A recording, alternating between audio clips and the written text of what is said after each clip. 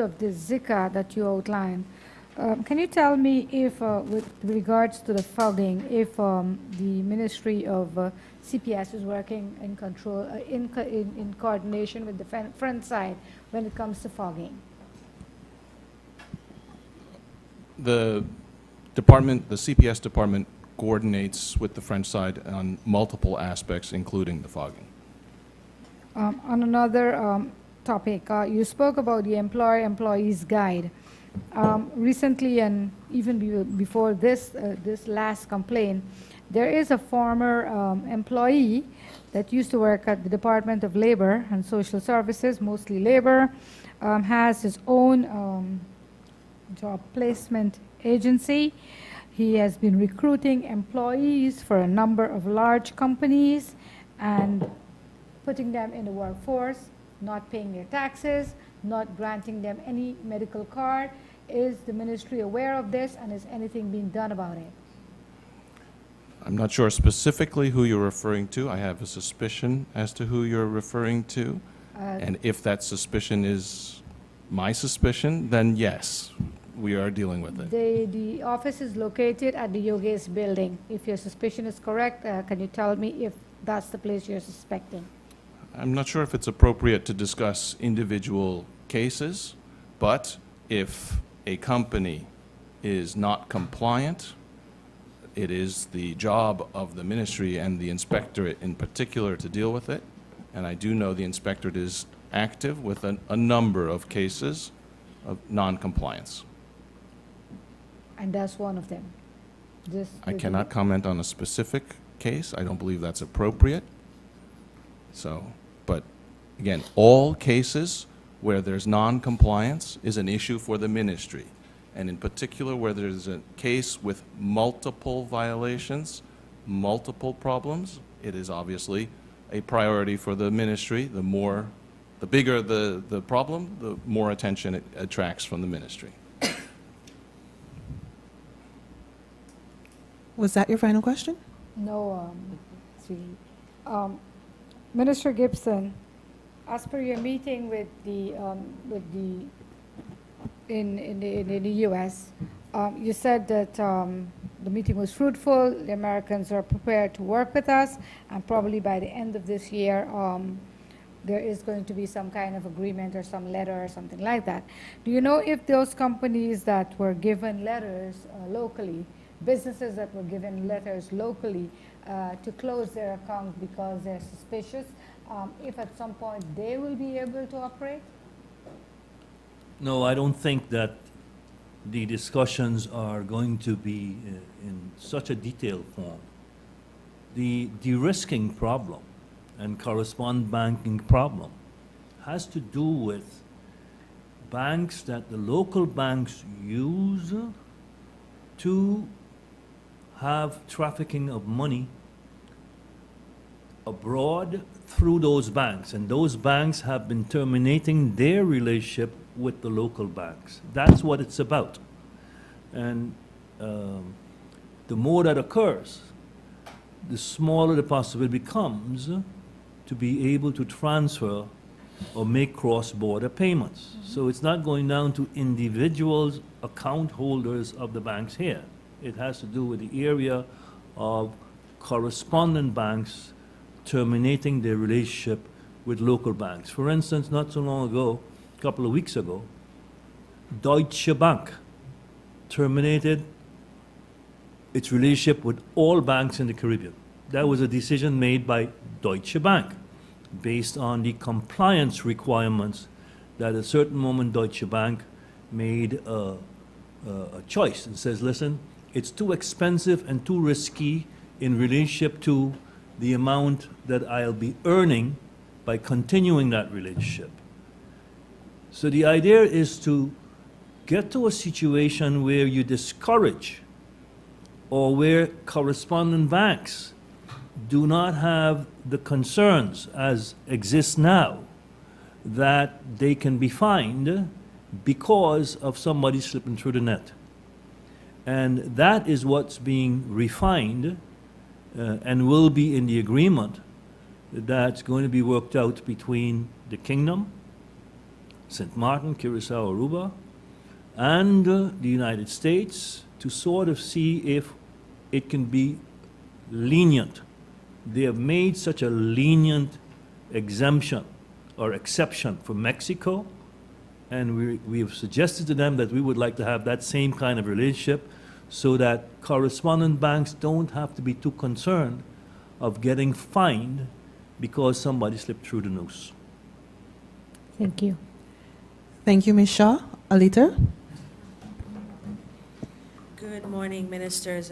Minister Lee, just a note from our publisher that we do post all the ads for free on our website. It's under our community heading section. Minister Gibson, has there been any update on the monies from the casinos and also from the dividends of the central bank? Yes, there have been updates. There has been a movement as far as the casinos are concerned. I cannot divulge the details of that, but the tax receiver is positive in terms of the direction she's going with it. Yeah. As far as dividends from central bank, but that's already a done deal. The financial statements have been decided on, audited, and it's a question of the central bank sending us a check. So that's what I reported previously, and it's the same thing Checking up on to the now. check. Right. Pardon me? I was looking for the check, if the check has reached Well, yet in the mail. they have until December 31st. Yeah. So I think it's not something that I'm concerned about. It's already in writing, it's already established. The same thing, to pick up on some questions you were asking before too, relative to the division of the assets. Yeah. It's a done deal. We have succeeded in it.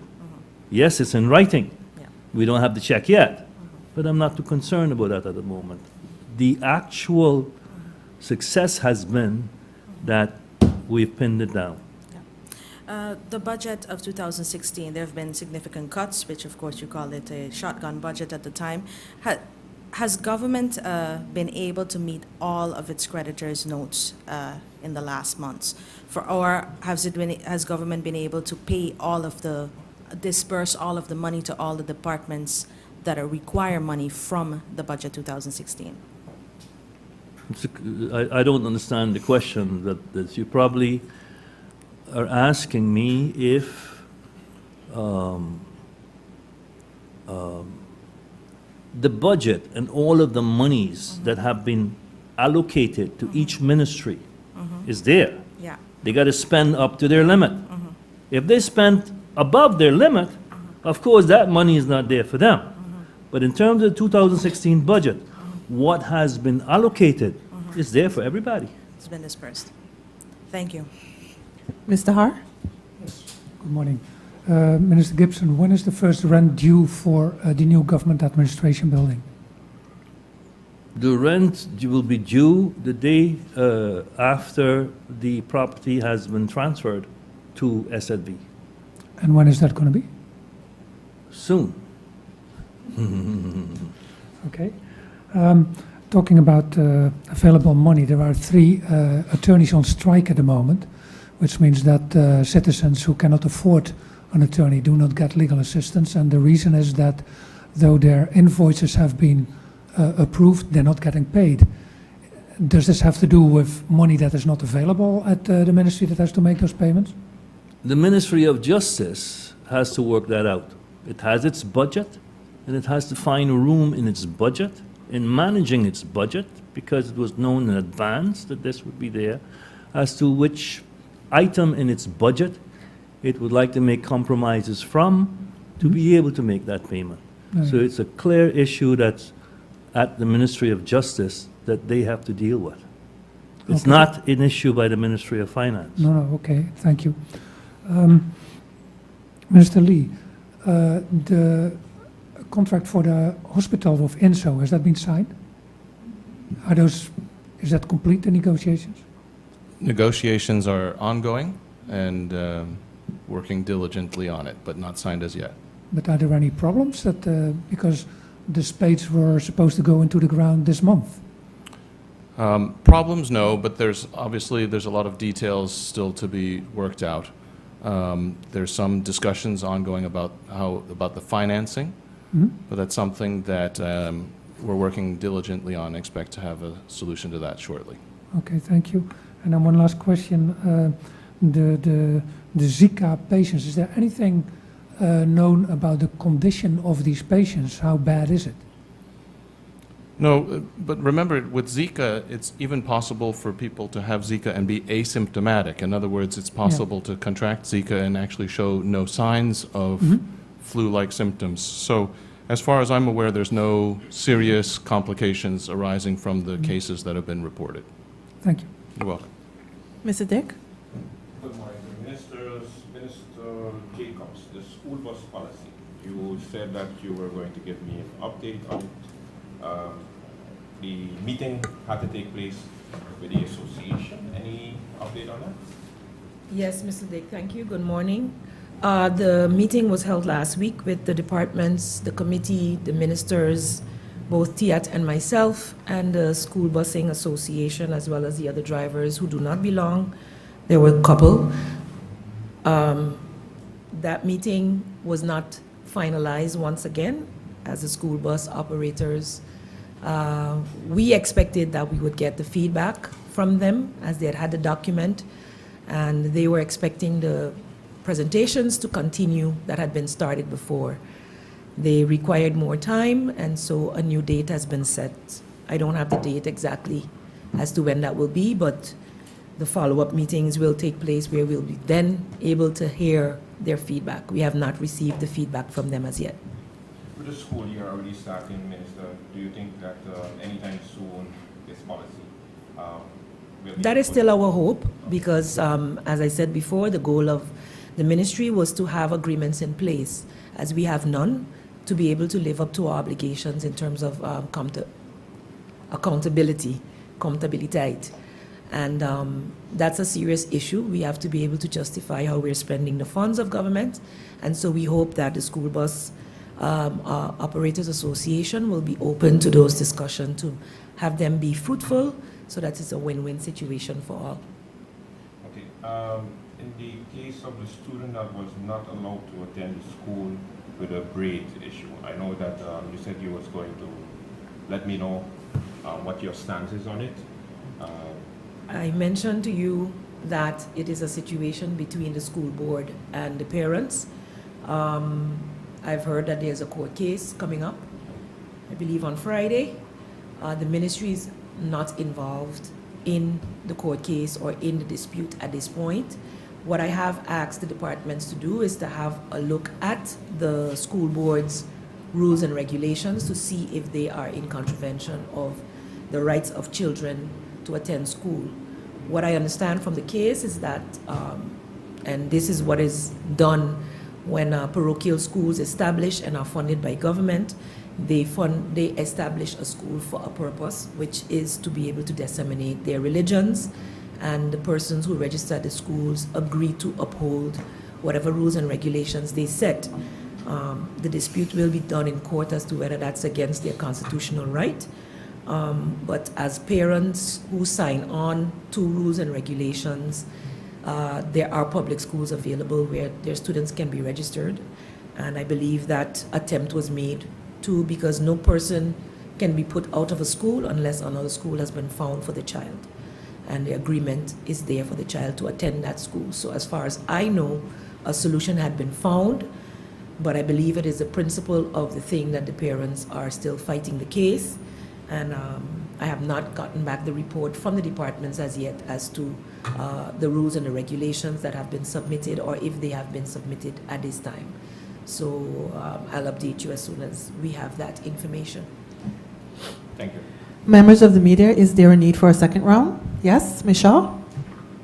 Minister Lee, I'd like to touch on something at the St. Martin Medical Center. Are you aware that the number of employees at the St. Martin Medical Center, and even pertinent, very good employees, have been leaving the establishment? Were you updated? I haven't received any such notice or update from the medical center. And you just answered my colleague. You said the contract for the new hospital has not been signed, and you said there are some negotiations going on regarding financing. Did I hear correctly? That's correct. Don't we have financing for this already? The discussions are ongoing about how to best finance the hospital in the best interest of the country, making sure that the operational costs are as low as possible. So as I mentioned before, there are always multiple possibilities for financing. So those conversations are ongoing right now. Thank you. You're welcome. Thank you. Any other members of the media? Second question? Mr. Dick? Minister Gibson, about the project, the groundbreaking, is that still taking place? Is it on the 17th? As far as I'm concerned, yes, it's taking place on the 17th. Invitations, I think, are being sent out by the developer. So there's no reason to think that the groundbreaking is not continuing. Thank you.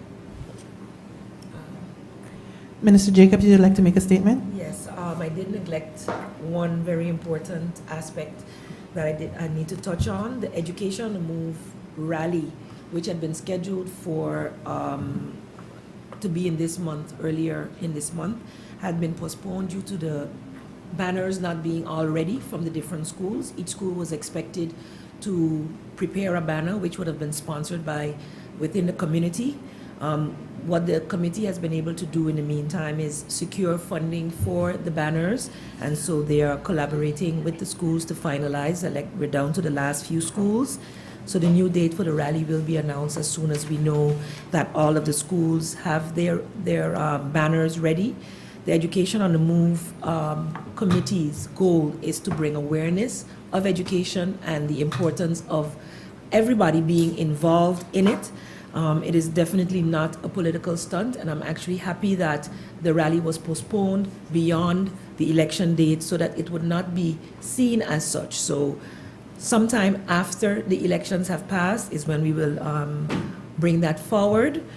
The committee is also working together with the UNESCO SG, Mrs. Marcelia Henry, on preparing events and activities for the celebration of World Teacher Appreciation Day with a focus on the male teachers. This is our special focus for this year, to get more males as role models within our classrooms, and we hope to be able to celebrate throughout the month of October, as October 5th is Teacher Appreciation Day and teachers will actually be on vacation. So we are looking at making them feel as special as they are, promoting the teaching profession, and we look forward to being able to do that and having the Education on the Move rally fall within the month of October as well. So that was just for the information of the public in terms of where Education on the Move is still very, very active, and I must thank the public for the reception that they are getting, and the business community that has been contributing and working diligently with the committee to assist us in bringing awareness to the general public of St. Martin. Thank you.